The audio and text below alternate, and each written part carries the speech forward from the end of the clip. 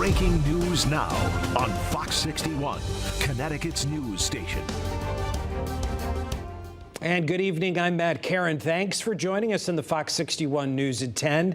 Here's the very latest information on tonight's breaking news. An AK-style rifle, a backpack, and a GoPro camera were what was recovered from the FBI in what they say appears to be a second attempt to kill the former president. Tonight, former President Trump is safe and unhurt. The GOP nominee was golfing in West Palm Beach when the Secret Service agents scouting a few holes ahead of him spotted the muzzle of a rifle poking through the fence. They opened fire. The gunman is identified as Ryan Wesley Ralph. He made a run for it and was captured in an SUV not far away. Let's get the latest now on this breaking news. The FBI investigating a second assassination attempt against former President Donald Trump, this time at his golf course in Florida.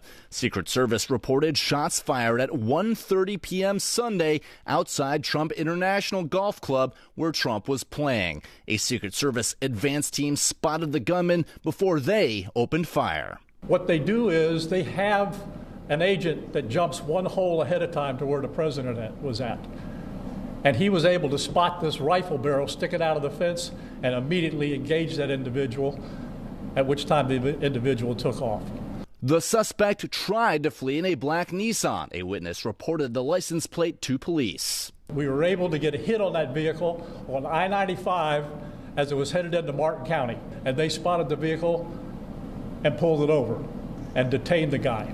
Along the fence line where the suspect was hiding, Secret Service found an AK-47 style rifle with a scope, 2 backpacks, and a GoPro. The shooter's position within striking distance of the former president. Probably between 300 and 500 yards, but with a rifle and a scope like that, that's not a long distance.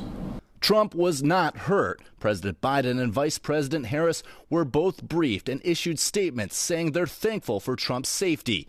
J.D. Vance also posted on X that he spoke to Trump, who was, quote, in good spirits. It's not clear when the alleged assassin started trailing the former president. Sunday's round of golf was not on his public schedule. The FBI and Secret Service are handling the investigation. All right, and that was Connor Hansen reporting. There's been plenty of reaction to this second assassination attempt since just after 3 p.m. when we got word of the incident. Our team coverage continues now with Fox 61's Kaylee Collins. She has reaction from local Republicans and Democrats. Kaylee? Well, Matt, I spoke with lawmakers across the aisle and with everyday folks in Connecticut here, too. All are denouncing this violence while also pointing to the heightened level of division being felt this election season.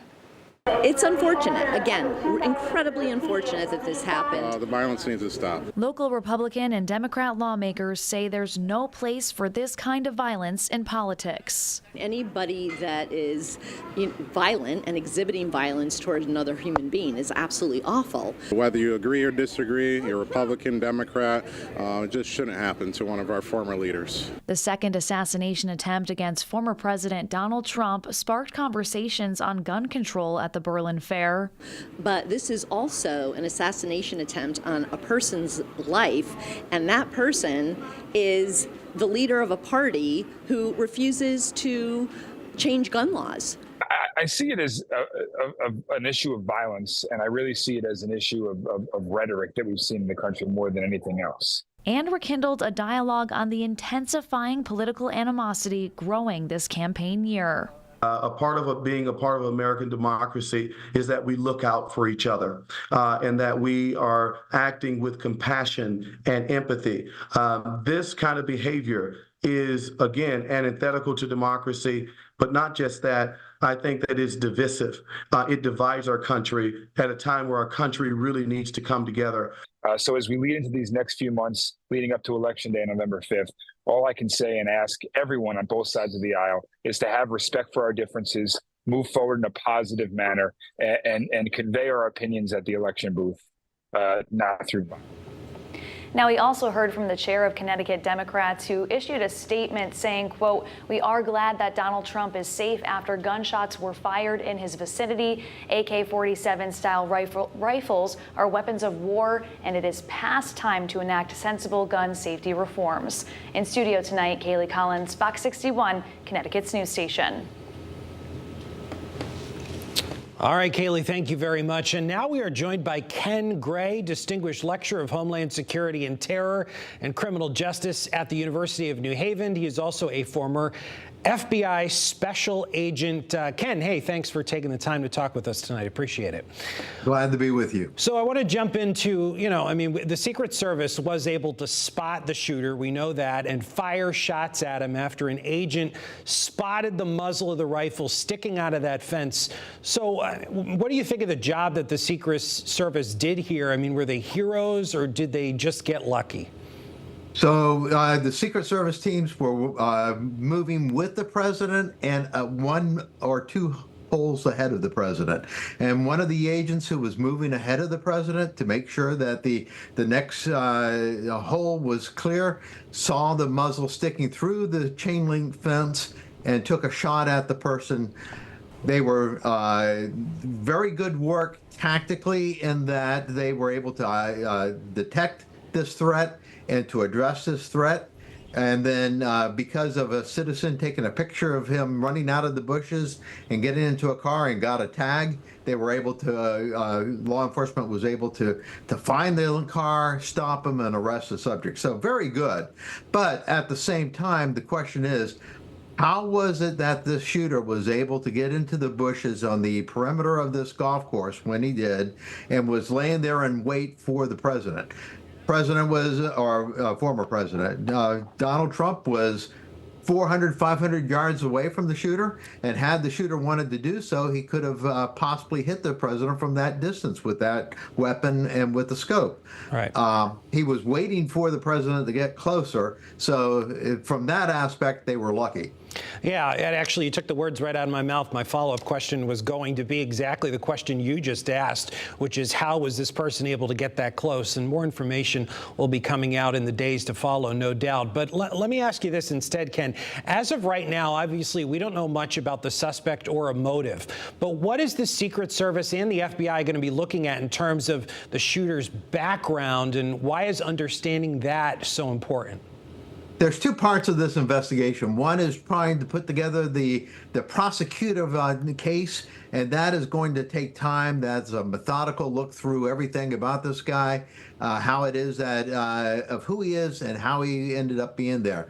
But the more important thing, the most important thing at this time is to determine if this person acted alone or if he was working in concert. Was he directed by someone? Is there a further threat involved with this? And how was it that he was able to know where the president was, or former president was going to be, and how he got into this location waiting for him? So that is the part that needs to be done immediately, is the addressing any type of ongoing threat and future threat from this incident. But then you have the case to be made where this person is going to be prosecuted for this. And there's potential federal charges and there's potential state charges. Ken Gray, lecturer at the University of New Haven, former FBI special agent. Really appreciate your time. Thanks for joining us. Thank you.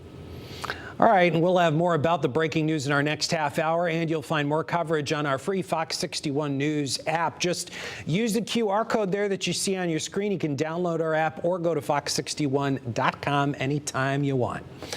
Turning now to the weather. You cannot ask for a nicer day than what we had. There was a little extra humidity today, I would say, but a lot of folks actually spent their day enjoying time at the Berlin Fair. Great rides, good food, of course, and you could meet our Fox 61 family, too.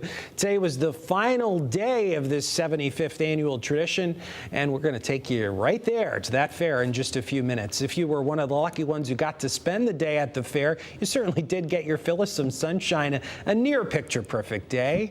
If you can take a little heat. Meteorologist Sam Samperi is here with your forecast. Hi, Sam. Hi there, Matt. That's right. It was really a beautiful weekend, beautiful warm temperatures. Look at that. We got into the 70s and lower 80s up and down the Connecticut River Valley. I hope everybody had a good time today at the fair. Of course, we have the Big E2 going. That's going to be going until September 29th. Temperatures right now are in the upper 50s to lower and middle 60s. Not too bad to take. So mostly clear skies overnight. Lows dropping back into mostly the lower and middle 50s, some upper 40s in the cooler towns. On your bus stop forecast, patchy fog tomorrow morning, otherwise mostly clear. Temperatures warm and pleasant in the afternoon. Once again, we'll keep the summer fling going up near 80. And how about the Big E forecast? And we'll keep it in the low 80s up there at Agawam and West Springfield up there in the Pioneer, Connecticut River Valley. And so, yes, we're going to have warm temperatures, partly cloudy to mostly sunny. And again, temperatures throughout the state averaging in the upper 70s to lower and the middle 80s. We are watching this big high pressure will dominate our weather. This system we will be watching. The Hurricane Center now is putting this as a potential tropical system. I'll be back in a few minutes. We'll have the latest information and what this system might or might not do up there in the Hartford area for us. Details in a few minutes. Matt? All right, thanks, Sam. New tonight, that strike by hotel workers in New Haven is over. They're returning to work tomorrow, but without achieving a deal with management of the Omni Hotel. More than 100 members of Local 217 have been walking the picket line since Thursday, starting every day, bright and early, 5 a.m., and every night until midnight. And over the last 4 days, they've been making sure that their message has been heard by hotel guests. The union says it's going to continue negotiations with management, which has been going on for nearly a year. They're demanding better working conditions. This weekend, police in Hartford were looking to crack down on illegal dirt bikes. They got a little more than they bargained for. Not only did they arrest 9 people for flooding the streets with those bikes and ATVs, but they also got a stolen gun off of the streets and some fentanyl and crack cocaine, too. The effort was all part of the department's community crime suppression team in conjunction with the state police. 5 illegal dirt bikes in total were seized.